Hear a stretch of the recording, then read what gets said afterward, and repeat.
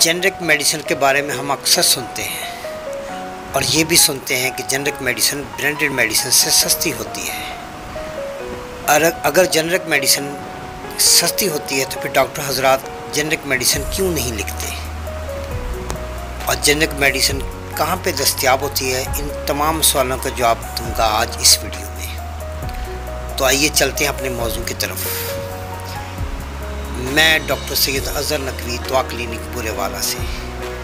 इससे पहले कि मैं अपनी बात शुरू करूं, आपसे गुजारिश है कि मेरे चैनल को सब्सक्राइब कर लीजिए और बेल आइकन को दबा लीजिए ताकि आने वाली वीडियो सबसे पहले आप तक पहुंचती रहे।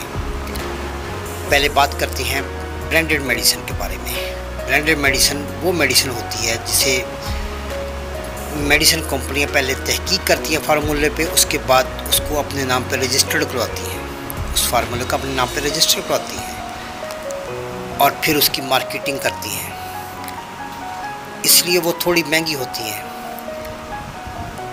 और जेनरिक मेडिसिन की रजिस्ट्रेशन नहीं करानी पड़ती है, ना ही मार्केटिंग पे बहुत सारा पैसा खर्च करना पड़ता है, जिसकी वजह से वो सस्ती होती है।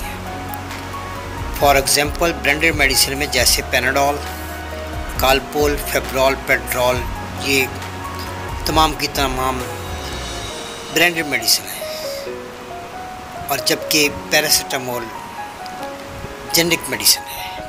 जेनरिक मेडिसिन अपने साल्ट के नाम से फ़रोख्त होती है मार्केट में।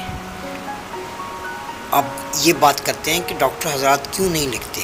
डॉक्टर हजरात इसलिए नहीं लिखते कि रजिस्टर्ड कंपनियां, ब्रांडेड कंपनियां डॉक्टर हजरात को तोहफे तहफ़ और बहुत सारे सैर के टूर्स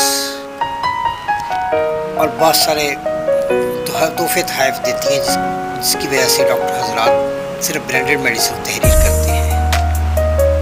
और ये कहाँ पे दस्तयाब होती हैं? ये आम मार्केट में ब्रांडेड मेडिसिन दस्तयाब होती हैं। जेनरिक मेडिसिन भी आम स्टोर्स पे दस्तयाब होती है। जेनरिक मेडिसिन आम मेडिकल स्टोर जो कि ब्रांडेड नहीं है उन पे दस्तयाब है और अपने ही नाम से फ़रोख्त